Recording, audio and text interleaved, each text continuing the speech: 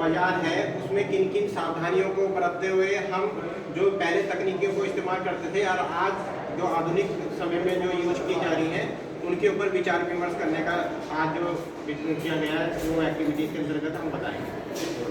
तो इसमें जो हमारी टीम जो तैयार है उसमें हम लोग पहले जो किसी भी व्यवसाय के अंदर पुराने तरीकों को इस्तेमाल करके हम यूज करते थे, लेकिन आज जो इस समय में यूज की जा रही है, जैसे इलेक्ट्रिकल का क्षेत्र ले लेते हैं तो इलेक्ट्रिकल में जितनी वायरिंग हो रही थी ये सारी वायरिंग का सिस्टम अब चेंज हो गया है। उसको जो है दो तरीके से उन्होंने बांट दिया, जैसे होम ऑटोमेशन में जो घरेलू वायरिंग होती थी और पहले इंडस्ट्री ऑटोमेशन में। तो ये चीज़ें क्या हो गई, नई तकनीकी के अनुसार वायरिंग सिस्टम हो गया है। सारी वायरिंग जो है इस्तेमाल की जा रही है। अभी हम लोग क्या करते हैं कि जैसे घर के अंदर आए या इस रूम के अंदर आए तो हमें क्या करना पड़ता है, सबसे पहले लाइट को ओपन करने के लिए स्विच को ऑन करना पड़ता है। तो लेकिन उस तरीके में जो नई टेक्निक आ रही है उसमें क्या है, सारी चीज़ें क्या है ऑटोमेशन पे सिस्टम में लगी हुई है। सब सेंसर लगे हुए हैं, जैसे मोशन सेंसर है, आप अंदर आएंगे वो फिजिकल आपकी बॉडी को सेंस करेगा सेंसर, लाइट होगी, फैन होंगे, एसी होगा, ये सब कुछ चल जाता है। तो ये सिस्टम अपनाने की क्या जरूरत पड़ी, जो स्मार्ट वर्क आजकल किया जा रहा है उसको करने की क्या आवश्यकता पड़ी, इस चीज़ पे विचार विमर्श है हमारा। तो कुछ चीज़ें जो पहले हम ये करते थे, अगर बाई चांस हम अपना वर्क करते हुए इस जगह इस रूम के अंदर हम वर्क कर रहे हैं और चले गए और भूल बस ये लाइटें यहाँ की चलती रहेगी, फैन चलता रह गया और ये मशीन चलती रह गई, तो इससे क्या है इलेक्ट्रिसिटी का जो कंजप्शन है वो क्या होता है, अनावश्यक रूप से खर्च होता है, जिसका क्या है कि इलेक्ट्रिक बिल में जुड़ के हमें उसका बिल पेमेंट करना पड़ता है।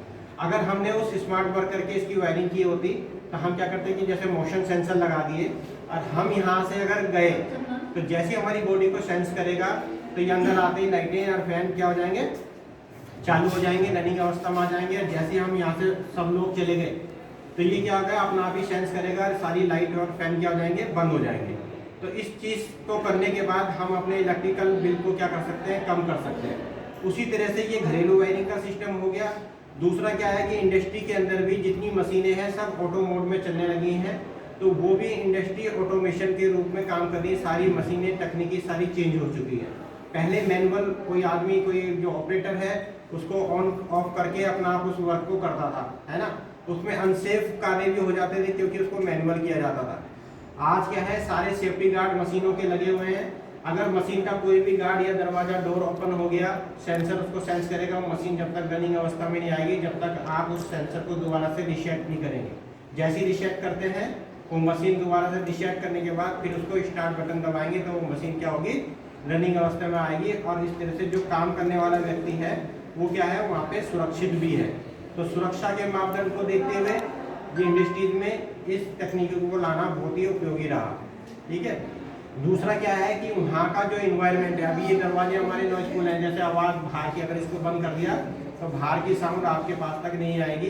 उसी तरह से इंडस्ट्रीज के अंदर भी क्या होता है कि जब बहुत सारी मशीनें चलती हैं तो मशीनें चलेंगी तो जो वहाँ पे काम करने वाले कर्मचारी हैं वो एक बहुत बड़ी साउंड को क्या है, आवाज़ वहाँ पे हर मशीन की कुछ ना कुछ साउंड रहती है, आवाज़ रहती है।